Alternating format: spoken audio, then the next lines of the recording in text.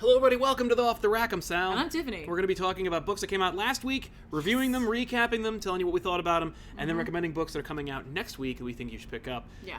Today we're going to talk about Man of Steel number 5, The Sentry number 1, and that's kind of Unless it, you really. want to talk about... I might bomb in on Marvel 2-in-1 That's just because fine. it's such a good book that needs to be like the top seller every month, and it isn't. There was plenty of the stuff that came out this week, but... It was slim pickings for me. I'm not gonna lie, it's like literally 100 degrees outside with like really high humidity. So like, I feel like my energy level is like being just crushed Under like, the sweltering we have weight. air conditioning on right now, so if you hear that, sorry. That's what it is. It's just a but like hazard. I'm still so warm now. Of course, I am wearing like a baseball tee. Yeah, I'm length, wearing like shoulder. Well, three it's quarters. for a reason. I have like 2 Batman shirts. Yeah. Now, why are you going to wear a Batman shirt? Because I'm gonna go play Arkham City. After this over on Twitch. So yeah, because Arkham City won out in the poll. It did. It was between that and Arkham Knight. Arkham City won. Yeah. As well, it should. We'll see how it goes. But yeah, if you want to watch Tiffany play Arkham City and maybe see a couple of cameos every once in a while on that channel, you can always go to twitch.tv/ComicPOP and follow and subscribe now. Yeah, we finally did it, guys. We finally got affiliated. Yeah. Or affiliated. Yeah, that's right. So before we jump into Man of Steel number 5, which is written by Brian Michael Bendis, with art by a host of people, we'll get into Jason Fabok continues. And Adam Hughes. Adam Hughes does interiors for some reason, and there's somebody else who also does. No, that's it. It's just Adam Hughes and Jason Fabok as really? the artists, and then Adam Hughes and Alex Sinclair did the colors. Okay. So Hughes colored his own work. Ugh. Algie Try in the super chat says, "What? I'm finally catching this live. Shout out to this super couple. Well, thank you very much. Thank you. Whoa, we were so super. It's just that that was not a blur. That was the haze from the heat. Yeah. But yeah, but thank you very much, man. Let's jump into the Man of Steel saga. It's the penultimate issue of the Bendis miniseries that is catching you up, setting the stage and the precedent for Bendis' entire hostile takeover of the character Superman. Okay. I've hated every issue. And was this one any different? And this one was no different at all. This was, in my opinion, the most egregious. Yes. Egregious is a good word. And I have a number of reasons for that. Like, the other ones were just kind of like, all right, whatever. This feels like someone a little too excited jumping into something. But this issue, for the first time during this whole thing, I was just like, I really don't think you know what you're doing. Right. Like, I know everybody. A lot of people were like, I don't think Bendis knows what he's doing. But I'm just saying, like, I earlier, had the same thought. It kind of felt like the excitement. He was just really jazzed. Too much. Yeah. Like, he had too much sugar, and then he tried to sit down and, like, put together, like, a model kit. Bendis helped build the Marvel Cinematic Universe. He helped create the Ultimate Universe. Yeah. He wrote one of the best runs of Spider-Man of all time. He also brought me into the Avengers and made me from a person who thought the Avengers was, like, a toxic brand to being one of my favorite franchises. And he can't write Superman. And I'm like, this is coming from a person who is not an apologist. I'm a legitimate fan. I dug Jessica Jones, or Alias, really. Yeah. I dig a lot of his work, Yeah. a lot more than most people in our position. Right. People who are like paid to review things. Yeah. You know, like they're like, Bendis, blah, Bendis who? Me, Bendis. You know, like I get it. I've heard all the jokes. I've told a few myself, but mostly in tongue-in-cheek fashion. Bendis can't write Superman. Yeah. And I don't mean like he doesn't get the character. It's more like I don't want to read anything that he writes regarding Superman because his direction is not what I want. No, it's true. I mean, for me, it honestly feels like he wants to write Superman a certain way, but the situation he's in right now doesn't allow for it. Yeah. And so, like, he's trying to, in a very short amount of time, shape the world to work for him, and therefore characters act and speak in a way they normally would not. Oh, completely. I actually had a thought about this recently. I'll let you go ahead. Well, the thought I had was, if this was, I mean, it's the beginning of a new run, and I was thinking about how, like, everybody hated everybody who started the new run after the most celebrated last run, right? Like, nobody... It's hard. Like, so many people really hated Spider-Man Brand New Day after JMS left the title. And I was one of those people, and I think one of the reasons why most people hated it so much, or was so vitriolically responding to it, was because it was such a shift in such a short amount of time that had everything to do with editorial and had nothing to do with, like, time or space. And I appreciate, like, when you have a run and then a character is a certain way for a while, and then someone wants to upset the apple cart and shake things up. Yeah. Right on, I get it. Like, a married Superman with a kid, maybe that is, for you, not exciting, or maybe for the line, it's not the most economically viable for you. But it's only been 2 years since we just started this brand new status quo. You know, like, people being like, I like an unmarried Spider-Man. Like, okay, you know what? Like, I can't argue with you. I had 20 years of it. Yeah. You know? More than 20 years of a married Spider-Man. I have 20 years worth of stories. Yeah. A married, child-saddled, you know, Superman with a new character and a whole new, completely separate universe, or in a newly changed universe, 2 years. Yeah. And now it's out the window. Seemingly out the window. And even if it isn't, you're not winning friends and influencing people by making it look like you're throwing it out the window. I know we're going to get into the book in a minute, but I'm just saying, like, I understand the reason why you should give him some time. Yeah. He didn't give anyone any time. He wants to do what he likes. He doesn't even care. Like, he doesn't even care about, like, he wants things to be the same way they were clearly when he read the book, which must have been 25 years ago. So, like, there's you know, or he read it, or he jumped into Superman during the New 52. And that's what he likes the most. Could be. But even then, he didn't read all of it. Because in the last issue, Superman ignites his solar flare, a new power from the New 52 that he uses on Rolgulzar to destroy the Fortress of Solitude. Yeah. And any hope of Kandor being fixed. And the whole thing about the power was that it's, like, way too powerful for Superman, for him to, like, do a Super Saiyan move, so he explodes all of his solar energy, and then he's depowered for 24 hours. Ooh! Yeah. He better have defeated his villain, or else he's going to be killed once that villain reconfigures. Yeah. So he does it in the last issue, and the next issue, it's like they didn't even remember that happened. Right, no, I know. Hang on, before we get into that, super chat from Silvery Cricket says, Man of Steel, the book I enjoy until I put it down and think about it. I couldn't even put it down. I was, like, reading, I'm like, no! No, you were really upset about this. And, like, again, like I said, like, this is the first issue where I'm just like, you don't really know what you're doing. Yeah, like I'm really worried. Like, really worried. Yeah. Now, I bet they're going to argue with the solar flare power to make it work. Well, because it was the New 52 power. Yes. We could also say Rebirth. When they merged. That, like, Superboy Reality Punch. It's just that, you know, now he's a complete Superman in a sense. Yep, now he can do the solar flare and still be Superman. Yeah, I bet they're going to do something like that if they address it at all. Which they won't. They may not. All right, so let's just kind of summarize what happens in this book. We come in, and Superman is rocketing away from Earth with Rolgulzar in tow, essentially being like, I gotta get him out of here before he starts destroying anything else. So they end up kind of tussling on the moon, where Rolgulzar pretty much wins, but, like, right before he wins, like, and by wins, I mean, like, gets the upper hand. Knocks out Superman. Yeah, like, he doesn't actually kill him. Doesn't kill him. No, even though that's all he wants to do. Not yet. He's got another plan. Oh, now he's a plan. Now he's got a plan. Because before he needed to kill him. Yeah, and well, he's got to. Maybe he has to do it in a very specific way, which he does. He's really villaining it up here. But Superman sees a flash of light, like a symbol, which to me, like the way he draws it later on, isn't what you see in the shot. In the Flash. The Flash. It's a circle with what looks like a lightning bolt and like another circle in the center of it. It's like it's a lightning Pokeball. Yeah.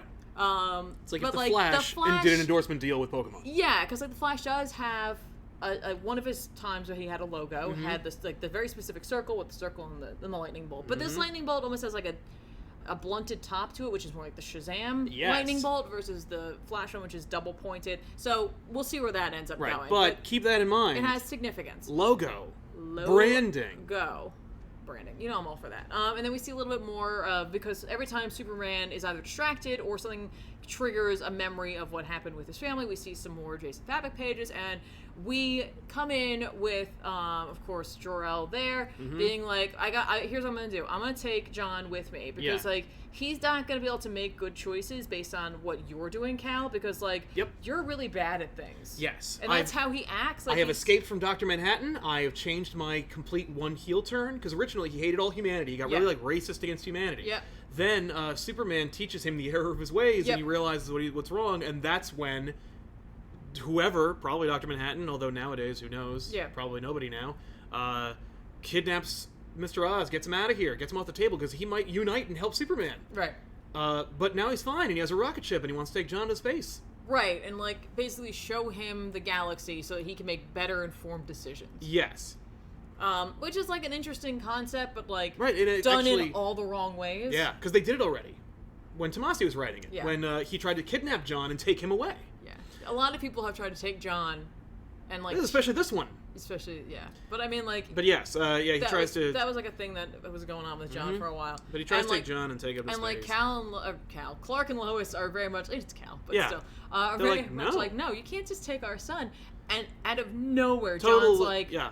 Yeah, but, like, I should be able to make my own decisions. Right. He becomes a complete dick. Yeah. In a way that he's never been portrayed. No, it's almost ever. like Damien is pretending to be John. Yeah. Like, I'm like... Which actually wouldn't be too bad. If, like, they knew he was coming, if Batman knew he was coming, and they did a switcheroo. Yeah. And Damien's, like, keeping an eye on Oz, that'd be kind of fun. Right, and John is Robining like... it up. You know that's not it, because that's too clever. Instead, we get a scene where John says things like, "Who boy? Me boy? Yeah. Superboy?" Like, there's, like, 4 different, like... Yeah, it's really bizarre. The boy... This is like Bendis parodying himself. Yeah, and, basically, like, John just being like... You can't tell me what to do, I'm gonna go. Every, like, preteen, teenager, like, stereotype that we've ever seen, in anything. So, essentially we leave it off that Superboy's like, I'm going. Right. And this upsets... And clearly this is, like, the reason why Superman and Lois are not together anymore. Well, Superman lets them go. Oh, see, now that's not what I thought. I assume what was happening was they make a deal that Lois will go with him. Oh, yeah, all right. Like, I assume the deal is, like, you can take him because John wants to go, but I'm going with you. Right. And Cal's like, you better take care of her. Yeah. Because if you come back without her... Yeah, and without both of them. Yeah, I will. Well, I mean, John can kind of take care of himself, in a sense. Yeah. Sort of. I mean, so can Lois. Right. We've seen her do it. Yeah. She had to be a fury Here's the for a thing. little That bit. is not the worst idea. That's what I hope is going to happen instead of just the destruction of their marriage. It's just that she's not there and he's constantly worried about the two of them because Yes. he can't be there. Right. Because he's like, I can't go. Right. I have to Because, like, protect Earth. I have to protect Earth. No offense, Lois. You can write all the, like... exposés you want on Intergang. But, like, it's not going to stop, like, No. Bulbasaur. No. And that's fine. Like, that's an interesting idea. Like, I really just assumed that that's where that was going. Right. But I didn't ask for that. I did not. Like, no, I'm not you're reading right. Superman to see him single and tempted by these however, brand new sexy characters that Bendis has created. Regardless of how that... I don't like that scene at all. I don't like that scene. No. I don't like how it paid out. No, I even understand. Like, I kind of like the idea behind your theory of it, which Thank hopefully you. is the truth. If it isn't, it will only further Yes. compound my problem with it. But the scene's written horribly. If my thought on this is accurate, I would desperately hope that they did a book about that, like a mini. Oh, that'd be because great. I would love to see that, not written by Bendis. Yeah, and there's no way that there is going to be one, and because they've already released art of an aged-up Damien that will be returning. Damien? I'm sorry, I mean John. Oh, okay. No, Damien older will be fine. Right? But, no, they're going to bring back John. He's going to be old. Like a teenager. Like a 16 to 20-year-old. Anyway, Again, I didn't ask for this. Well... Also, Bendis' dialogue does not work with Fabrics pencils. Not really. Like, Fabrics pencils make this feel like a kind of, like, strong Superman, like, quintessential story. But with Bendis' like, hokey horseshit dialogue, which I usually like in the mouths of human beings or regular folk, it's kind of fun. Okay, Bendis can write that, like, really, really solid dialogue. Yes. If you ever read Marvel Knights Elektra written by Bendis, this is what it feels like. It's the worst shit. Okay. Okay. It's the worst version of him. So, after we leave that, like, back flashback. Yes. Backflash. Yeah. We're gonna jump right back into Adam Hughes' interiors. Yeah, which we'll get into. But we're back with, is it Maggie? Is her name Maggie? No, there's Maggie Sawyer. This is like... it's not Maggie. It's I don't remember her name. Whatever the hell the name the sexy fire chief is called. Yeah. She introduces herself to the Justice League because she's so freaking important and because Justice League talked to her for like 20 minutes. She's literally she's trying to take Batman's advice, which I appreciate, and figure out, like, she's staring at the map like, yeah, whatever. what is, because remember, don't forget, there's also this arsonist. Yeah, who's like setting things on fire. So there's another fire. They all run out to there. When they arrive, Supergirl has already saved everybody that she can. everyone essentially from the building. Put Yep. out as much of the fire as she can, but like it's overwhelming. But never fear, because the Justice League shows up and then the Flash puts out the rest of the fire. Yes. And it's Cyborg, it's Hal Jordan, it's Batman, it's Wonder Woman, and it's Flash. Yes, Now, we it's haven't not the Justice League. Right. It's Justice League. It's the Justice League that Bendis was aware of when he was writing the book. Well, I mean, like, yeah, this is sort of. I mean, they are all here, and Snyder is working with many of these characters right now, so kind of. Yeah, except for Hal and Cyborg. And Wonder Woman isn't on the team anymore right now. So anyway, kind of. But Flash does get to say cockapoo, which is a line that I never thought I'd see again. That was, like, later on, and, like, literally I thought we were going to, like, check in with characters I didn't know, or, like, children, but whatever. They're looking for Superman, and they asked Supergirl when was the last time they saw him, and, like, the deputy fire... Oh, no, Supergirl asked the deputy fire. Yes. And she's just like, well, there's a tussle, and she's like, yeah, I know about that. But inevitably, Supergirl realizes that he's on the moon. Right, that's where the fight kind of stops. So she goes there. Brings him back to the Hall of Justice. Now, here's why it doesn't work, because the Hall of Justice was an invention of Scott Snyder. Yeah. I mean, like, the Hall of Justice is not created by Scott Snyder, but this version of the Hall of Justice is. Yeah. And it was debuted in the new Justice League book. Yeah. Which does not star this Justice League. Right. But, I mean, they can all use it, I guess. So, what? All the heroes can use it. That's very convenient. It's all you get once. It's odd they would all be hanging around at the same time, like they were getting together all the time.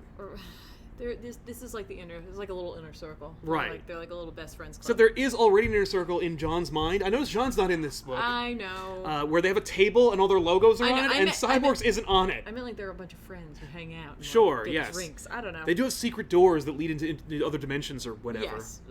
So Superman uses his heat vision to etch in the symbol. Yes, we get a clearer picture of what the symbol's supposed to look like. Right, which is fine. I mean, like, that's a good idea before he forgets what it looks like. He's just like, this was it. Sure. Someone else deal with this. I don't know. Yeah.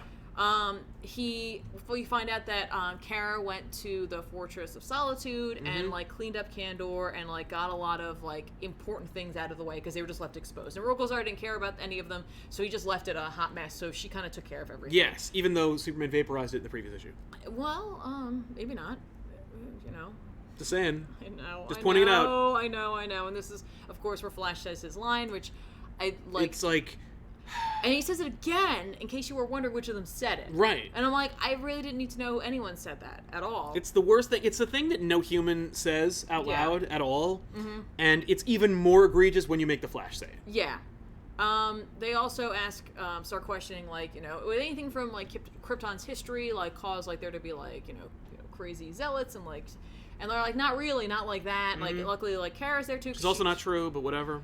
Well, they said not like this. I know, I'm just saying. I don't know, whatever. But inevitably, Superman realizes what Rogolzar's plan is as he starts thinking things through. And he's just Batman actually comes up with the bright idea. Yeah, but Superman takes off and leaves Kara behind, and she's like, I don't understand how he could leave me behind. And like, Wonder Woman's like, because he doesn't need you on the battlefield right now. He needs to be thinking about things because you're like an endangered species right now. Yeah. And it's just like, then so is Superman. Right, but guys. he's Superman.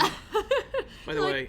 Oh, yeah. Silvery Cricket says, I think the destruction of Kandor is a shocking show of horror that is a strong and interesting moment. I'm upset that it was done such a weak story. Yeah. I don't think it needed to be done at all. But no, but I agree with that. That is the in the hands of a better writer, it would have been really good. I think that's exactly what Silver Cricket's saying, and I completely agree with that. Like, I think it's one of those things that you could pull out. Yeah, you could do that. Right? Like, in a moment that warrants it. Right. Also, Gorgonfish, what are the odds that aged up John is the arsonist? Ooh, time travel stuff. Oh, I hope not. That would be kind of cool if the pattern is like a warning. I'm sure the pattern will end up being the circle with the lightning bolt in it. Oh my god. There you go. So it's John. So yeah, it's John. It's future John trying to tell himself, "Don't let me go on the spaceship." Or trying to tell his dad something. I don't know. Yeah, like it's all connected. Rogolzar, the trip to the future, or the trip into space. Probably not. Probably not, though. Probably not. So anyway, he realizes, or he comes to the conclusion with Batman that, like, well, Krypton had to be destroyed in order to get rid of, like, the Kryptonians. Right. Which is like, yeah, I mean, that was like the easy way to get rid of all of them. Yeah, but so like, then he figures that he's just like, therefore, Earth must also be destroyed because Kryptonians lived on it. Right. And I'm like, what? That seems kind of extreme, but you know what? I'm not Rogolzar. I'm not, like... Yeah. And he's totally right. He goes and, to the like, center of the Earth. Which is a very classic sort of Superman scene in a sense where he's just digging down, you know, like, I don't know, that's very like old school Superman for me. And when he gets into the Earth's core, there's Rogol Zar with like a machine, and he's like, huh? Yeah, and he's just like, oh, you figured it out. Well, and the last horse crosses the finish line. Yeah, you didn't have a Batman on Krypton. So yeah, Man of Steel #5. Yeah, that happened. Can you recommend it? Well, hang on. Can we talk about the art real quick? Please, yes. Adam Hughes, whose covers I enjoy. Really, really strong single image artist, which is that's not necessarily negative. There are plenty of artists who can't do sequentials. Yeah, Kevin Wada, for example. Right, like I've only seen their covers. I feel like that must be because they can't do sequentials. Because otherwise, why wouldn't they? Right, and like that's fine. That just means that like that's where your strength is. It's depicting one solid image that encapsulates something. Right, let them do that. Go for it, man. Nailed it. Yeah, you could actually have had Adam Hughes doing all the covers, since all the covers have no reflection of what's happening on the interiors. Yeah, that would have been fine. But his interiors just are not good. The colors are terrible. The inks are not good. It's just, it doesn't work for me at all. Well, the humans are so separated from the backgrounds, if there are any. Right, which works when he does his covers. Mm-hmm. Because, like, it's... You're supposed to be looking at one image. It just works really well. The moment of Superman in the hospital bed... Yeah. It's 2 pages away. Oh, yeah, sorry. I thought you were just going to talk about it. It just looks like humans are floating in space. Yeah. Yeah, it kind of does. I mean, it's like, just weird. That doesn't really bother me. What bothers me here is just how dark, because of the white background, everything. Right. It's just, it's very bizarre. Mm-hmm. It's very bizarre to look at. Yeah. So, it was an odd choice. Like, you could have gotten choice. literally anyone to do it. Because, like, it's a Bendis book, it's a huge Superman title, it's a mini-series, so there's not much, like, required. Could have gotten anybody to do it. Yeah. But, I mean, maybe he just wanted to work with him. Maybe he's a friend. I don't know. Maybe, I don't know. I don't know. All Weird I know choice. is not a fan of these interiors. Didn't work. So, nope. all right. So, Man of Steel #5. Don't buy it. Don't buy this book. Last issue's coming out. We're going to buy it because we have to. Yeah, but don't unless you're way into it. Yeah, which, like, you know what? It's up to you. Different strokes for different folks. That's right, but, like, I'm not loving this, but we'll keep reading. Yeah, but they do, Flash does refer to the fact that the Flash, the lightning bolt looks like his. Yeah. He's like, oh. Yeah. No lightning bolt, huh? No one talks about Shazam, because Jeff Johns is still sitting on Shazam's character for a while, but I think we are meant to think about it, because here's the thing. It used to be that, like, no one could touch any character because Jeff Johns is working on it, but, like, I guarantee you, Bendis gets to do whatever he wants. Oh, yeah. No, you're probably definitely right about that. So, yeah. Okay, let's jump into Marvel 2-in-1. Yeah. It's great. Buy it. Do I recommend it? Yes. Check it out. Anything fun happen? Everything. Everything fun happen. Everything's fun. The new character that Zdarsky introduces, like, their smart, interdimensional, like, hopping compatriot. Yeah. Their companion, if you will. Her twist happens in this book, and it's fun and earned and great and cool. Okay.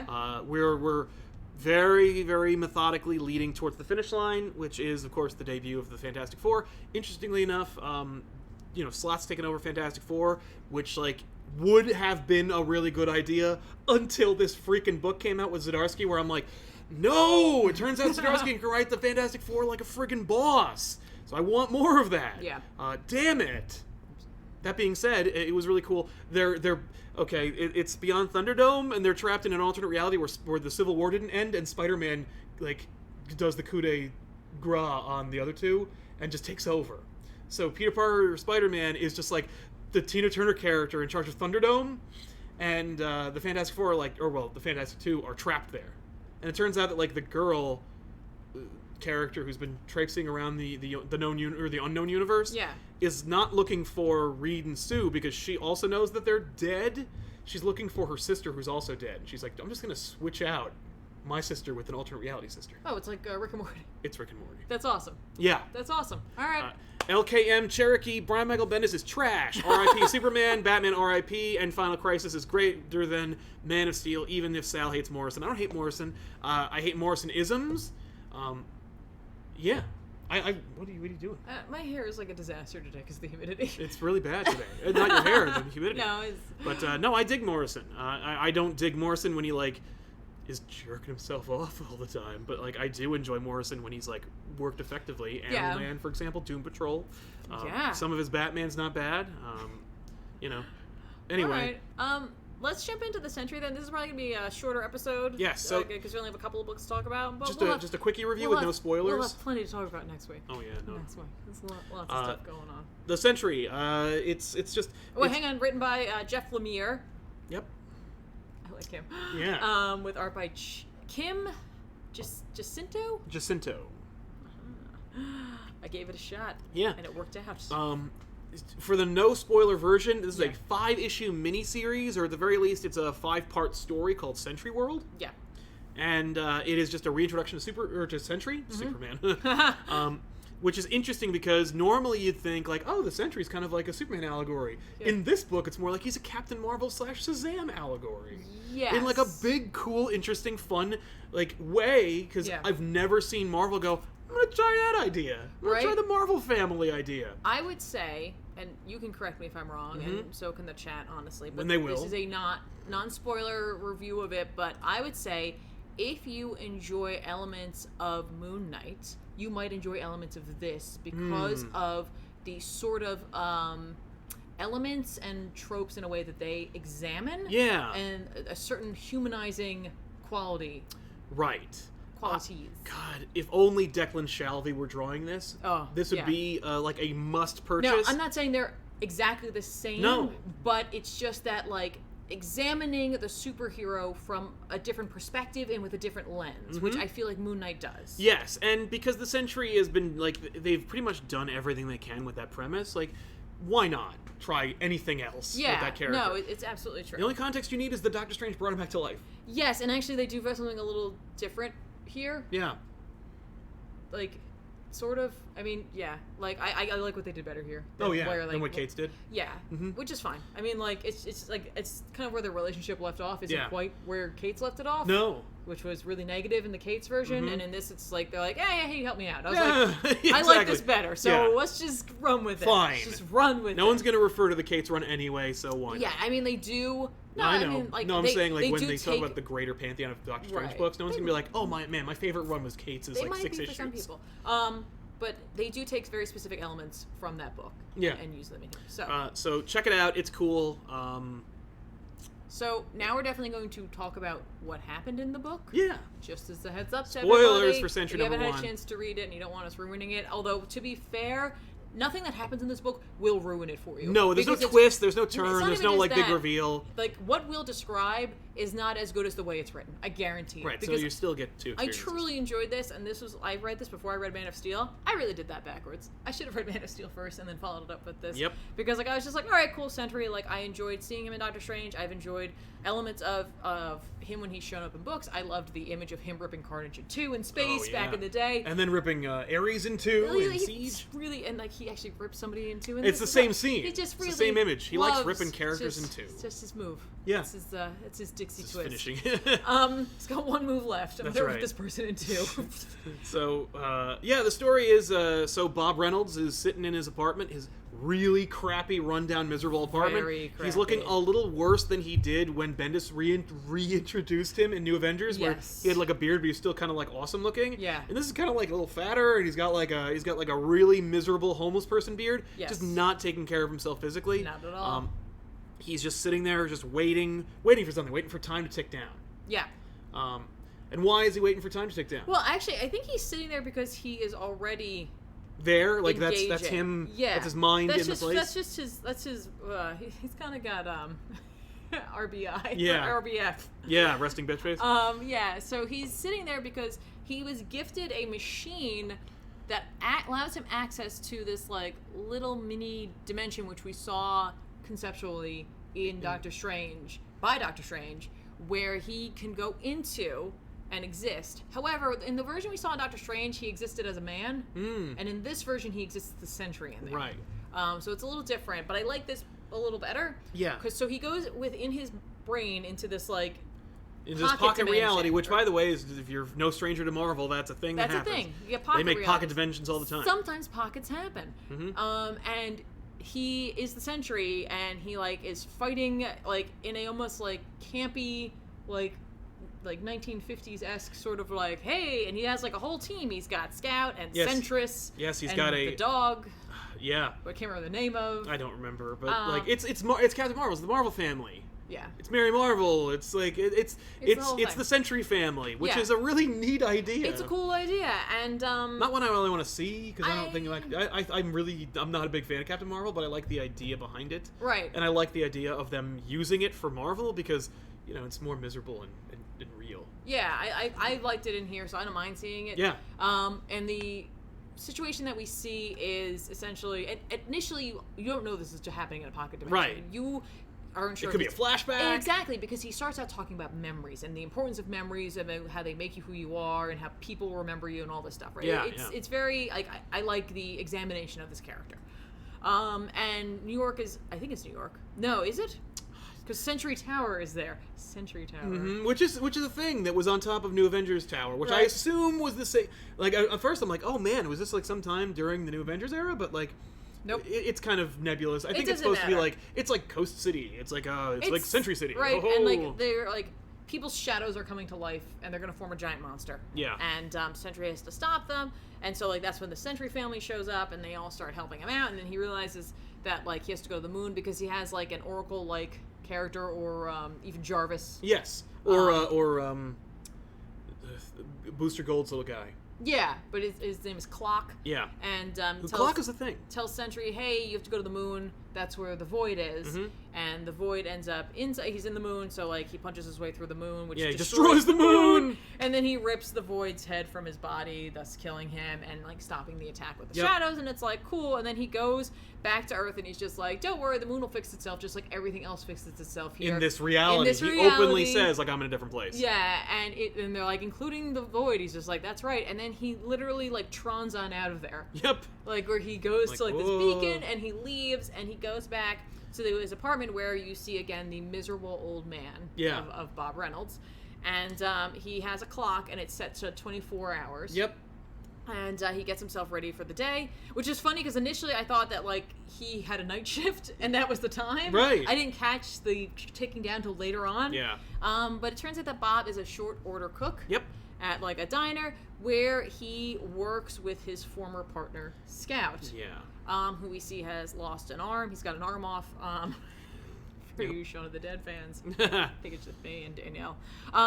But they have like a smoke break outside, or just a break in general, and Scout's aware of what Bob has been doing. Yes. And he wishes he could go with him because he misses doing it. Right. And Bob's like, don't miss doing this. He's Right. just like, I would put you in danger. I'd put the whole world in danger, because if the Sentry exists, the Void exists. Right. So if neither exists, we're all better off. Yeah, so if you are like a hardcore Sentry fan and you just like, I love the dichotomy of the Sentry and the Void and their duality, and like all that is preserved. Like all the things that you like about the Sentry, like his internal struggle, his nemesis being himself, the whole like my non-Sentry life and my Sentry life are very different, and very like one is great and one is miserable, or vice versa. Apparently they brought back Lindy. I didn't realize that, because like I've been kind of like off the board with Sentry for a while. Like last I checked, Bullseye murdered Lindy and just dumped her body in the East River. So like when he said his ex-wife, I was like, ex? Yeah. Do you mean that like Lindy came back to life, or do you mean that you like remarried in that short time between then, and then you got divorced again? In any event, I guess things are okay. Right. Or I guess she's back to life. Right? So anyway, you just get to see that very, very obviously that that they want, or Scout wants to be part of Sentry's life. Yes, and like to not be doing His this fake anymore. life, yeah. He doesn't want to be a short order cook. He doesn't want to have only one arm. He wants to feel like he's part of the universe, or like part of the He wants to superhero feel world. useful and effective Yeah, again. and that's about the time they see like Superman like swinging across the Spider-Man. We gotta stop talking about Man of Steel, man. know, It just I know. gets in there. I know. Spider-Man swinging across the city, and like, I think it's a perfect character. Oh yeah, because it's just because like he's everywhere. Yeah. He's one of doing- the most recognizable he's superheroes helping of all everybody time. out. Like he's he helps And the little guy. And helps he's the connected big to guys. Sentry in a little way. Yes, exactly. And so we also reveal that the waitress who works in the diner Bob's been putting her into as Centress yes. into like the simulation. And while Scout knows, she don't. Yeah. So he's like, I wonder how she would know, how she would feel about that. And he's like, I wish I'd never told you about exactly. So Sentry, or Bob's on his way home. He notices that his clock says it's like he's got 14 and a half hours in order to get back into the thing, because he has to go in there once a day, as we find out. Yeah. And we find that out because he's confronted by like a big black car with all these lights on it and a couple of like agents Yep. pop Government out. spooks show up. Yep, along with Misty Knight. And you're like, yay! I really was. I was just like, whoa, that's awesome. Yeah. And she's part of the ACD. Yes. The Apparent Crimes Division. Which is, man, Marvel loves their acronyms. Right? And basically, they're trying to keep an eye on Bob. And being like, listen, like, Misty spoke up for him, Tony Stark spoke up for him, and said, like... After Doctor Strange brought him back to life and, like, did all this crazy stuff, I guess he phoned it in. Yeah, I guess. Maybe when on his way, maybe while he and Tony were thinking about how he was going to get his magic back, Well, he was like, oh, by the way, Sentry's back. I assume because he existed in that pocket thing before that. So Right. maybe they've always been keeping an eye on him through this, and Yeah, I now that, guess. like... But, like, he was somewhere else in the Kate's run. He wasn't... It's very, like... Trying to figure that timeline out, maybe... Don't. It may not be worth it. But regardless, Misty's like, you're supposed to check in with S.H.I.E.L.D. us. isn't here, it would have been S.H.I.E.L.D., but now it's something else. Yeah. Misty's like, you're supposed to check in with us every day. Yeah. You haven't. You didn't check into us with us yesterday or Yep. today or whatever. Or today, yeah. And he's just like, listen, I have it under control. She's like, I get that. I know Right. you do. But they don't know it, and my word only goes so far. Exactly. So you have to follow the rules. Yeah. If you don't, when I come back next time, it's going to be with a lot more guys, and Right. we're going to have to take you away. And the implication is, like, maybe, like, the guys are, like, the Avengers or something. That it's not going to be, right. like, dudes Well, in no, suits. they do Because, indicate like, that what can is. they do? You know, if they piss him off enough, he's just going to Sentry out and then bring I out think the that Void. she knows he won't. Mm. I think she's like, we could just bring agents because he won't risk it, even Yeah. if we were going to arrest When they were him. talking about how, like, we'll put you in a hole so deep in the earth that you'll wish you were dead, I'm like, why don't they just kill him? Maybe the Sentry would come out then. Maybe it's like the Hulk. Mm. Like the Sentry would save him. I Or was the gonna Void. Oh, I mean, that'd be cool. I'm just saying, like, these are government agents. You know, it's like, why don't they just assassinate this guy if he's such a problem? Right. Like, why would you, like, give him a crappy apartment and, like, Because and risk I any of do this? wonder if there are a bunch of, like, you know those, like, plans that the governments have? Like, if X happens... He's part of the contingency. Yeah, where of it's something. just like, if something hurt... Like, if Galactus showed back up, Yeah. and we didn't have the Fantastic Four... Which we we'd have don't, to and bring he's back, back. Yeah, that's we'd true. have to call out the Sentry and just deal with the Void later. Yeah, that'd be cool. You know what I mean? Like, so it could just be, like, part of that. I don't Right. know. Yeah. So anyway, Sentry's like, or Bob's like, I get it, fine, whatever. Like, he's Yeah. annoyed, but Okay. he gets it. So they leave, and he goes back to his apartment, and he gets up the stairs, and he sees that the door's busted in. And he's like, immediately, he's aware of he's how pieced screwed everything everything is. together, and the device is gone. And he knows that, like, time's ticking down, and we jump into the pocket reality, which is messed up because it's, like, in his head. And Scout's been waiting with the dog Yeah. for the Sentry to show up, because he shows up usually at a very specific Yep. time, and someone else shows up and Yes. kills Scout And the dog. and the dog. And the dog, I think, is a corgi. Yeah, I think he is. It looks like it. I think he is a corgi. So So it's really sad. 'cause Sorry. It's really cute. yeah, he really is. But yeah, And Scout, I can't tell. Like, he seems to recognize, he does. but it's like it's hard to tell if it's you and I know who you are, or if it's you're not Bob, so Right. therefore how could you be here? Yes. So I assume that they do, you know, where he does recognize him, Mm-hmm. and that's where they leave it, where it's just like it's Yeah. totally screwed. I do love the end line, Yes. like, what a world this is, what a wonderful, wonderful Yeah. world. I'm like, that's fun. messed up. Yeah. So messed up. Good work. Yeah. So this is, I love when they do. I do hope this is just a mini. Yeah, me too. I mean, I'm gonna want more afterwards. Right. But, like, I love when they do these, like, shorter stories, Yeah. because, like, I just feel like they just put their hearts and, like, all They of really it in there. need when it comes to the Sentry, like, only put people who are like who are not weary, who are not going to, like, lose interest. Like, I could see if it was like if they only do minis for Sentry from now on. It's like every couple of years they do a Sentry. Yeah. Like, that'd be cool. Yeah. Like, put Warren Ellis on the Sentry. Put Jeff Lemire on the Sentry. Put like Yes. Matt Kint on the Sentry. But don't put, like, Jeff Lemire on the Sentry, make it like an ongoing thing, and then, like, have to bring in Donny Cates, and then have him write the Sentry for, like, 10 issues, and then bring in Dennis Hopeless or some other friggin' person and have them. It's just two people wreck the I character. wasn't a fan of on Strange.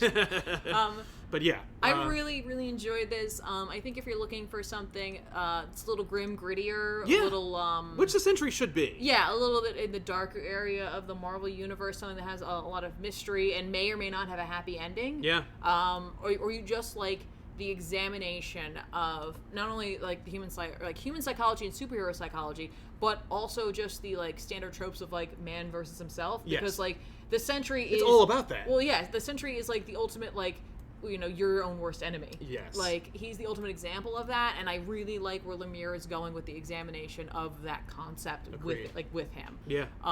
Even going so far as to having this pocket universe inside of himself. So it's just like, there are so many levels to this. It's a lot of levels. Yeah. No, but like legitimately there it's are.